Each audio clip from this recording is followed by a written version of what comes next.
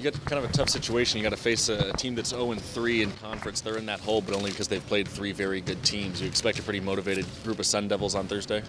You know, every situation is a tough situation. I'm sure he's having that same conversation. You're facing the team that lost 2 home games and are desperate to steal some games on the road. So every game we play in, whether it's home or on the road, they are all tough. Regardless of the scenario, they're going to be tough games. Bobby Hurley's the new coach in the conference. What have you been able to gauge of him and his style of play and what you expect from his team? They play extremely hard. They're very well coached. They play smart. So the thing I'm going to gauge with them, we're going to have a very, very, very competitive basketball game because the one thing about them, they will play hard. Trey Holder's been really hot for 2 weeks now. Do you prepare for him as if he's this lights-out shooter that you've seen the last 2 weeks, or do you expect him to cool off? When we faced him last year, it was the same scouting report last year as this year. He is a player that can go off on you and get big numbers. He's an excellent point guard, and you're going to have to pay attention to detail when you're guarding him because he has the ability to take the game over. What do you say to the 7 newcomers about to play their first Pac-12 road swing? We talk about coming together because I think teams, when they go on the road, they come together. That's first and foremost with this group. We talk about the competitive nature. You have to play harder. You got to play smarter on the road. And hopefully the environments in both of these 2 games will force us to do one thing, and that's grow. Because you cannot go in there and play at a low level. You got to play at a high level, and that's a good thing that it forces you to come up and play at another level.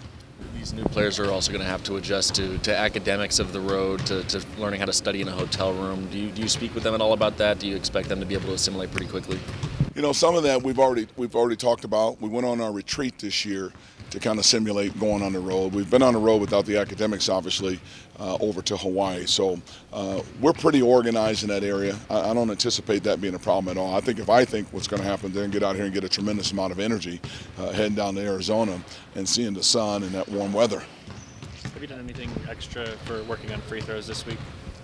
We are a very good free throw shooting team. There's no reason to panic in that. I look at that more of the heat that was in this building, how hard we had to play in the game. So these guys know they need to shoot them. They know they do a good job. So there's nothing special we need to do. We don't want to overemphasize that too much at all. So we stay with our normal routine. We shoot a ton of free throws every week. Halfway through this season, what have you seen that you liked, and what's something that you might want to improve? Say it again now. Halfway through this season, what have you seen that you've liked, and what would you like to improve? I think the biggest thing I've seen is just the chemistry of this team, the camaraderie of these players. The thing I want to improve with is just getting more guys on their game, comfortable playing at this level, understanding what it is we're doing, and then continue to grow this fan base. Get this crowd in here, get these students in this building so when we come back here to play, we have the energy that we had in the Gonzaga game, the Washington game, for every game. That'll make a big difference with this team. With Val out these last 2 games, Connor's had to take on more of a bigger role, I guess. How has he maybe handled that with getting more minutes and all that? You know, he's handled it well, and it gives him an opportunity to score more, and we're going to go at him even more. Obviously, we miss Val and his shot blocking. So the biggest thing for us, we got to do some things defensively to make sure we hold ourselves a little bit more accountable to not get beat off the bounce so much like we did in the Washington game. And Connor's a big reason that we have an opportunity now to play him more minutes.